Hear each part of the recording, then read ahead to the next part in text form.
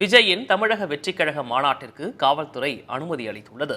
தமிழக வெற்றிக் கழகத்தின் முதல் அரசியல் மாநாடு அக்டோபர் 27ஆம் தேதி விக்கிரவாண்டியில் நடைபெற இருப்பதாக அக்கட்சியின் தலைவரும் நடிகருமான விஜய் அண்மையில் அறிவித்தார்.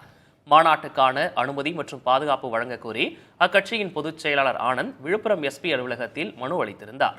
இந்நிலையில் தமிழக வெற்றிக் கழகத்தின் மாநாட்டிற்கு விக்கிரவாண்டி டிஎஸ்பி நந்தகுமார் அனுமதி அளித்துள்ளார். இதற்கான 33 நிபந்தனைகளை அடுக்கியிருந்த காவல்துறை அதில் 17 நிபந்தனைகளை கட்டாயம் பின்பற்ற வேண்டும் என அறிவுறுத்தியுள்ளது. அதன்படி மாநாடு நடைபெறும் நாளன்று போக்குவரத்திற்கு இடையூறு ஏற்படுத்தக்கூடாது என்றும் வாகனங்களை அனுமதிக்கப்பட்ட இடத்தில் மட்டுமே நிறுத்த வேண்டும் எனவும் குறிப்பிடப்பட்டுள்ளது. மருத்துவ வசதியுடன் கூடிய ஆம்புலன்ஸ், தீயணைப்பு வாகனங்களை மாநாட்டு திடலில் நிறுத்த வேண்டும். கழிவறை வசதி, குடிநீர், உணவுகளை சுகாதாரமான முறையில் வழங்க வேண்டும். பேனர், வளைவுகளை போக்குவரத்திற்கு இடையூறாக வைக்கக்கூடாது.